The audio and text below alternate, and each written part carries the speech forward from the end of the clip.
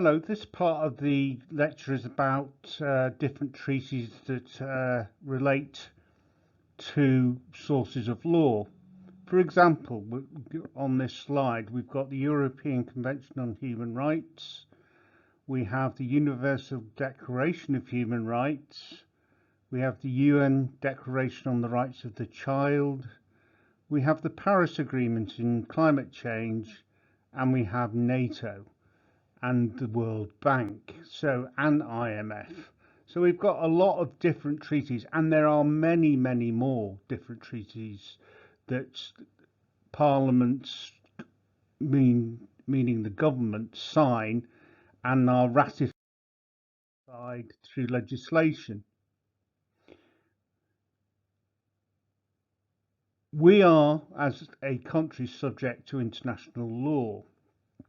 When we sign a treaty, any individual rights in the agreement are enforceable in UK courts only if the treaty has been ratified by Parliament, and only so far as legislation allows for individuals to pursue any legal rights contained in a treaty.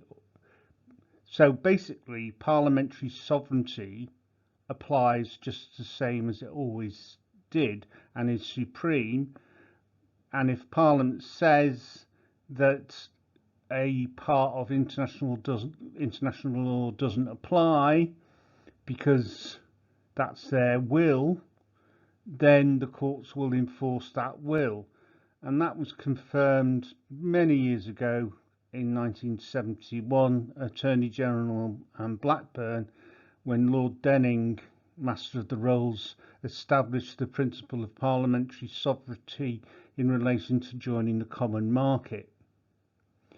You may recall that Boris Johnson, our current Prime Minister, was engulfed in a row with senior figures in his own party and Brussels after a minister said that they intended to break international law, because the government have the power to decide to do that, and they have the power through parliamentary sovereignty.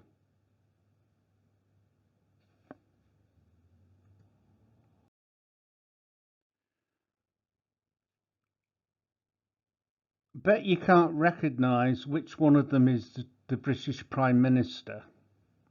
Very few people remember what Clement Attlee looked like. Clement Attlee's government, Labour government, came in 1945, just after the Second World War. He actually introduced National Health Service and many other things, and he is here. Ooh, get the highlighter. That's Clement, and that's Harry Truman. And this is a picture of Clement Attlee and Harry Truman discussing the treaty that created the United Nations, and ultimately a lot of the treaties from the United Nations we have signed, and we were responsible with USA and a number of other countries in creating the United Nations, and we still have a permanent seat on the Security Council. This is international law, and we are subject to international law, and we can be deemed to be in breach of international law by the international courts. However, the consequences are for the country as a whole are usually symbolic as opposed to financial or real, because we've got a veto on the Security Council. In a similar way, Russia has a veto on the Security Council, and therefore it would be very difficult to impose specific penalties in the Security Council, and individual countries have to do it because of this. And that's why we've got a situation where we've got different countries doing different sanctions against Russia in relation to invading the Ukraine.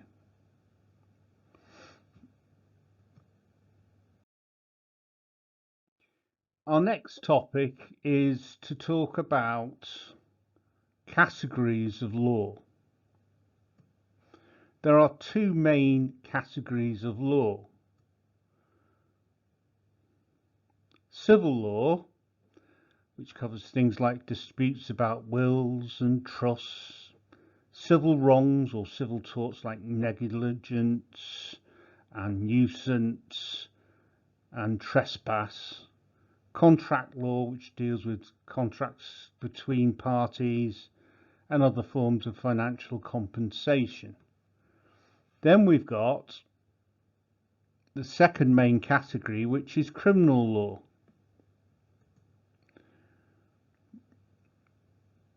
Criminal law isn't about disputes involving individuals or companies. Criminal law is a dispute between the prosecutor, the state, and the person accused of a crime. So that is why it's RV, the name of the accused. R stands for Regina in relation to our Queen, and if we had a king, it would be Rex versus the name of the accused, because it symbolizes that it's a crime and it's society and the state seeking redress against an individual who is deemed to have harmed the state. So categories include the category of criminal law covers things like harm to the victim and an overall harm to society of crime, and that a crime should be punished, and it can be punished with imprisonment. It should have a deterrent effect, and crime should be a matter of public policy. Now, if you look at civil processes are mainly concerned with restoring the situation as if the civil wrong hadn't happened, i.e. hadn't breached the contract of employment, and the contract and the person who's at fault pays compensation for that breach. And the same goes for civil torts like trespass, in relation to personal injury, after fault-based issues such as you've crashed your car in the back of someone else's and it's your fault.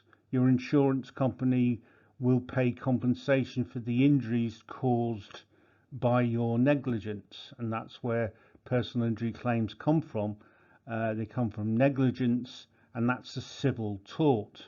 But there are other civil torts like nuisance and trespass, and one that you may not have heard of called Rylands and Fletcher. But we'll do just the basic thing we want to discuss today is the categories of law.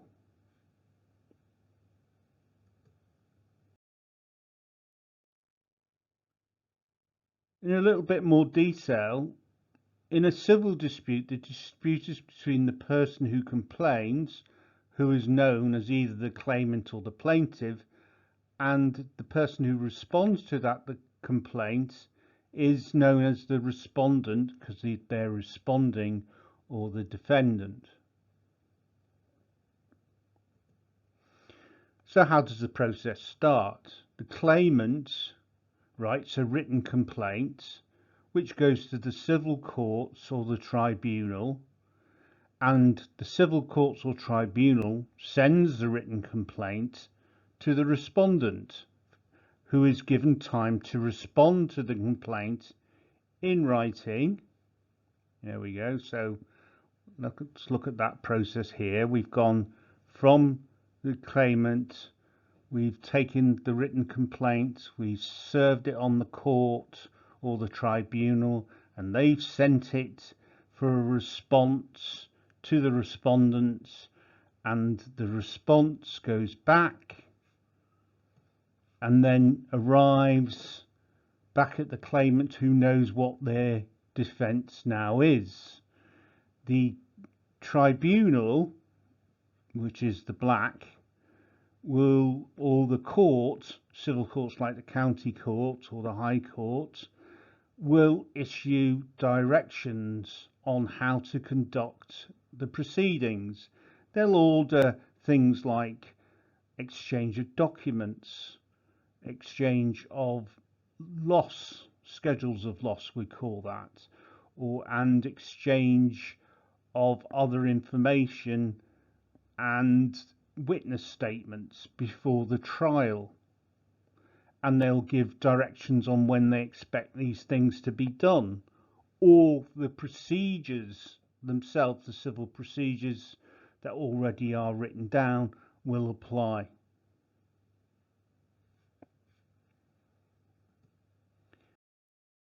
Now, the criminal process is somewhat different. Crime is an act or omission which is recognised as a criminal act by the law. So the state determines what a crime is. So it doesn't have to be an act. You don't have to physically do something to commit a crime. It may be that you're not doing something that causes a crime. For example, you're looking after a child, you don't feed that child, you don't give that child water, and that child dies. You're still potentially guilty of offences, although you may not have physically harmed that child, your inaction has. And so that's why we say acts or omissions.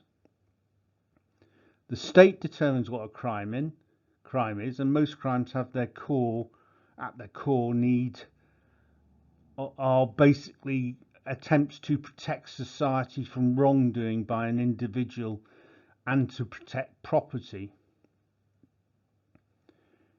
In most circumstances, it's the state that does the prosecution against the alleged offender or offenders if you've got a co-conspirators or a group of offenders, and the person who reports a crime does not decide what the prosecution does and doesn't do. They become a witness to the crime. They are not prosecuting it. That doesn't mean that you can't have civil individuals making criminal prosecutions with the consent of the courts. You can in certain circumstances. And also there are bodies that can bring claims, sorry, I use the word claims, prosecutions is the correct words to use, can bring prosecutions which are other than state. I refer to, anyone going to get there? Let's think about it. What about animal cruelty? The RSPCA has a power to bring prosecutions. Okay, so let's have a look at that process. Crime reported to the police. The police investigate, arrest and charge. They then present the evidence to the Crown Prosecution Service. The case, depending on its seriousness, will either go to, well, all cases go to the Magistrates' Court, but it's the final place where the case will go for any trial or decision might be the Magistrates' Court or the Youth Court inside the Magistrates' process or the Crown Court. So the case will go, depending on the age of people involved or the allegations, it might go to the Youth Court, which is part of the Magistrates' process, or it might go to magistrates to deal with, or if it's an indictable offence and so serious, it may go to the Crown Court, and the Crown Court can deal with it.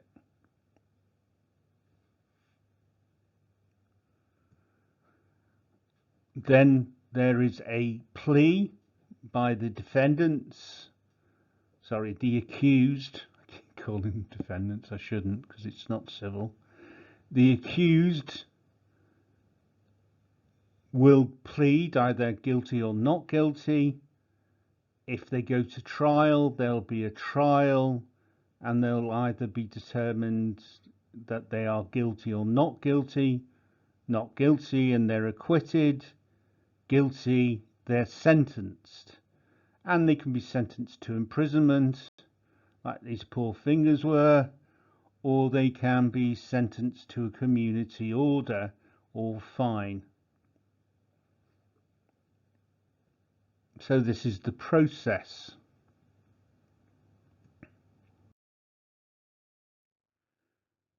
It's important to differentiate between civil courts and criminal courts in relation to the burden of proof, because in relation to civil courts,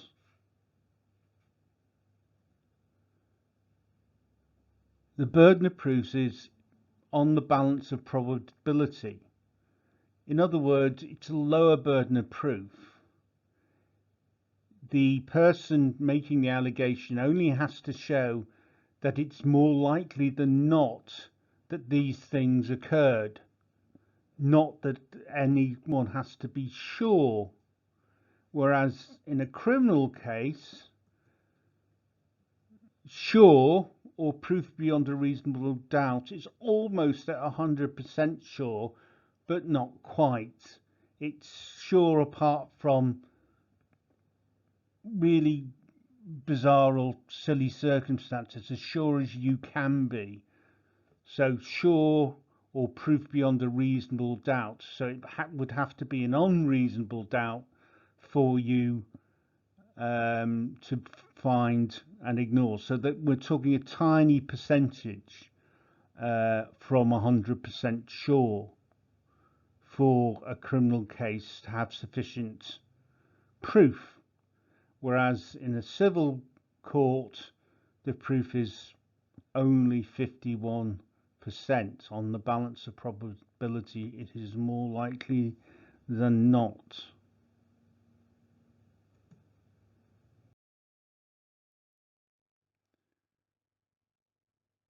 In this case, we're going to review on this slide the differences between civil process and criminal process. In civil law, the dispute is between the parties. It's between the plaintiff and the defendant, or the claimant and the respondent.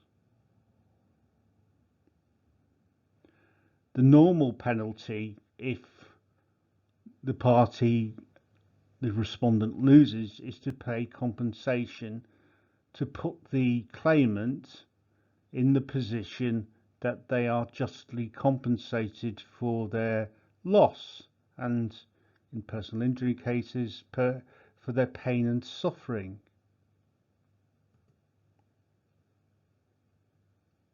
So the civil law is focused not on punishment but on compensation.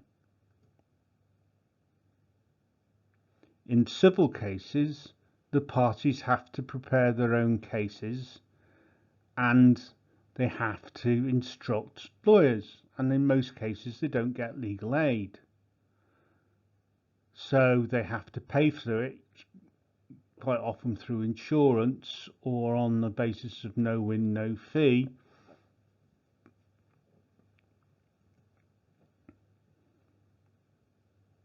So in civil cases, the parties normally have to cover their own legal costs, and if it goes to court, the loser generally has to pay costs for the other side, the victor.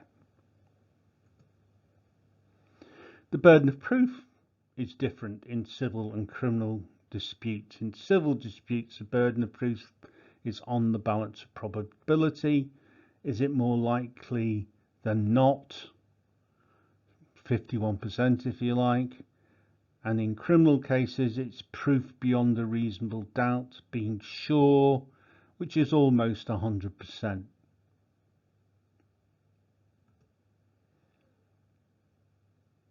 In criminal cases, the Crown, the state prosecutes, and any victim is treated as a witness and is not a party to the case or the proceedings. The criminal courts are there to deter and punish offenders.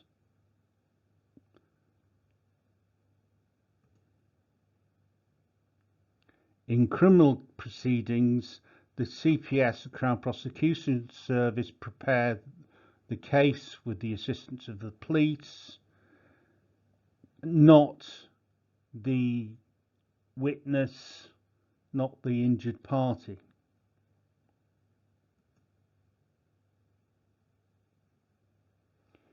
In criminal cases, the victim does not cover costs of legal representation. That's covered by the state.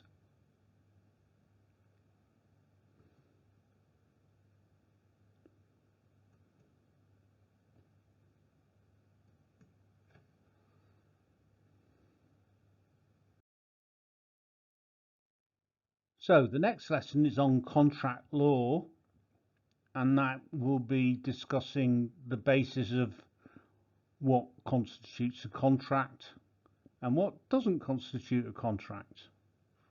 Sounds simple, doesn't it? Not necessarily so. But it's very interesting, and it applies to your daily life as you grow up and enter contracts yourself, such as a mortgage, or buying and selling a car, or purchasing anything expensive, or even purchasing a newspaper or some sweets at a shop. You are still making a contract, either verbal contracts or written contracts. So that's why it's important that you understand what a contract is, and we'll discuss it in detail in the next lecture. Thanks for listening. Don't forget to subscribe. Thanks for listening. Subscribe, please, to this channel, Law Rights and All That. We're on Facebook. You can like us, and we're also on the internet.